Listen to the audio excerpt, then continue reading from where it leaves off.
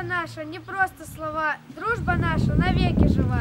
«Сын чеченского народа» – так называется сочинение десятиклассницы Меден Ахмадовой. В качестве героя своей работы ученица школы селения Красные Ключи Благодарнинского района Ставрополя выбрала главу Чечни. В конкурсе «Песни поем на разных языках, а Родина у нас одна, Россия» на районном этапе девочка заняла первое место. На уровне края мы заняли призовое место в сочинении, в котором она описывала свою родину, своего президента. Мы покажем вам, как живет наша школа, и в этой школе, как живет ваша соотечественница Ахмадова Медана. Ни в какой другой республике не заботятся так о нуждающихся людях, детях-сиротах, инвалидах и малоимущих. Мне кажется, что Рамзан Ахматович знает каждого в Чеченской республике, о каждом думает и заботится, пишет Меден в сочинении. Она рассказывает о безграничной любви к своей родной земле, о том, как гордится любимым народом. Такими людьми, как Рамзан Кадыров, и сильна моя родина, Россия, отмечает девушка в своей работе.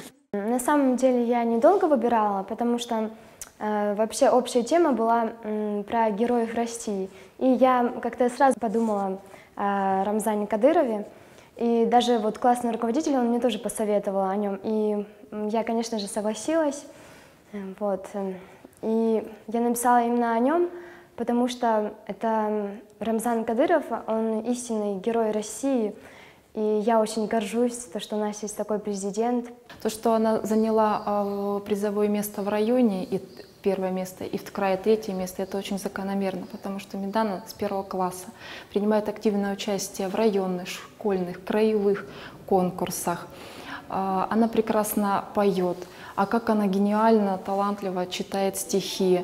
Она активно участвует в жизни класса, в жизни всей школы. В школе гордятся успехами Меден Ахмадовой. Она очень воспитанная и активная девочка, рассказывает замдиректора по воспитательной работе Людмила Агафоночкина. На всех мероприятиях проявляет творческие способности, успевает совмещать учебу и занятия в разных кружках. Особенно сверстникам нравится, как она поет.